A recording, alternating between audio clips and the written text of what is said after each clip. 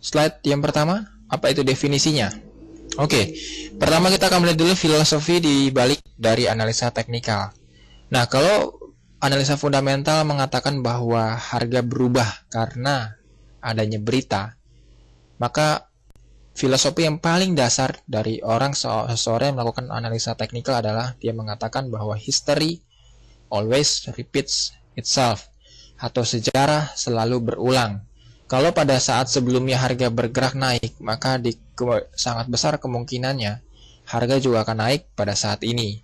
Jadi kenapa harus repot-repot memikirkan mengenai perilaku manusia? Karena bagaimanapun setiap manusia memiliki pola. Setiap manusia memiliki kecenderungan untuk melakukan hal yang sama berulang-ulang. Dan akhirnya akan terbentuk sebuah history atau sejarah. Inilah menjadi dasar bagi seseorang yang melakukan analisa teknikal. History always repeats itself.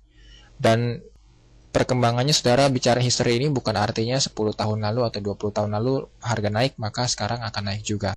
History di sini dalam pasar forex bisa berarti 1 menit yang lalu, 1 jam yang lalu, atau paling lama 1 hari yang lalu. Jadi cepat sekali bicara history dalam pasar forex. Kemarin sudah dikatakan history. Jadi tidak harus menunggu 1 tahun atau 2 tahun baru jadi history. Yang kedua, main core-nya atau senjata utama dari seorang analis teknikal adalah chart atau grafik. Itu sebabnya mereka yang melakukan analisa teknikal biasa disebut juga sebagai seorang chartist, atau mereka yang bertrading dengan menggunakan grafik. Dan mereka seringkali bertrading dengan sifatnya day trading goal.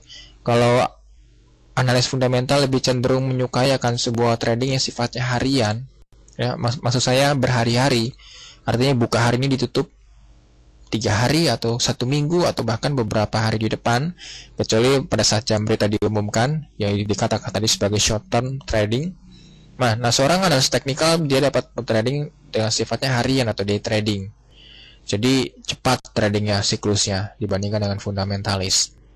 Necessary-nya, kalau analisa fundamental mencari sumber beritanya, kecepatannya dan forecastingnya bagaimana, maka seorang analis teknikal dia mencari 3 hal juga, saudara. Yang pertama adalah trend, yaitu kecenderungan pergerakan harga. Yang kedua adalah titik baliknya, support resistance atau overbought oversold. Ini istilah teknikal sekali, saudara. Jangan khawatir, saya akan jelaskan nanti apa itu support resistance atau overbought oversold. Yang ketiga adalah time and velocity-nya. Jadi kalau harga naik, maka seberapa lama dia naiknya dan seberapa cepat. Ini adalah waktu dan kecepatannya.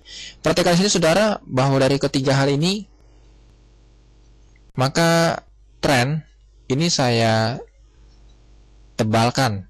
Kenapa demikian? Karena memang utamanya dari antara semuanya ini adalah yang paling utama adalah dia mencari tren. Jadi apakah harga sedang dalam tren naik atau tren turun? Kalau Anda sudah dapat mengetahui bahwa sekarang adalah tren naik, maka itu trading forex bukan lagi menjadi hal yang sulit, bukan? Maka itulah sebabnya para analis teknikal melakukan aksi berdasarkan grafik seperti ini. Setelah dia mengetahui tren, maka tidak sulit dalam trading forex.